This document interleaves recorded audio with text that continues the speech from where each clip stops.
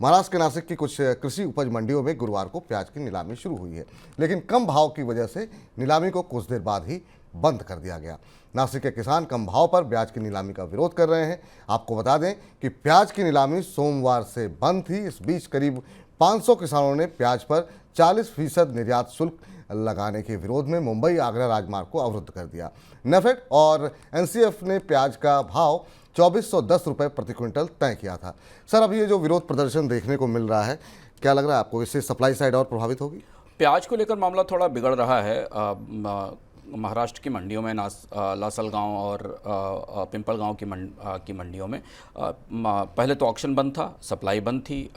विरोध के बाद अंततः जब मंडियों में ऑक्शन शुरू हुआ, नीलामी शुरू हुई, तो 2410 रुपये क्विंटल का जो नेफेड का भाव था, उस भाव पर प्याज नहीं बिक पाया, उससे कम कीमत पर रहा और इसलिए इसकी नीलामी बंद करनी पड़ी। अब चुनौती यह है कि इस पूरी खींचतान के कारण सरकार प्याज को लेकर बेहद संवेदनशील दिखाई दे रही है, क्योंकि प्याज भारत में एक किस्म से महंगाई के राजनीतिक प्रतीक के तौर पर भी आता है और प्याज की बढ़ती कीमतें दिख रही हैं सितंबर और अक्टूबर तक। तो इसलिए इस दबाव के कारण एक किस्म से किसानों और एजेंसियों के बीच में खींचतान शुरू हो गई है और इस तनाव का नतीजा ये है कि जो आपूर्ति है वो भी रुकने का खतरा है, क्योंकि अगर नीलामी नहीं हो पाई तो ट्रक्स बाहर नहीं निकलेंगे और उसके बाद बाजार में प्याज नहीं पहुंचेगा। फिलहाल जो स्थिति है उसमें किसान प्याज बेचने को तैयार नहीं है सस्ती कीमत पर, क्योंकि कीमतें जिस कीमत पर उनसे नीलामी करने के लिए कहा जा रहा है वो कीमतें उनके माफिक नहीं हैं।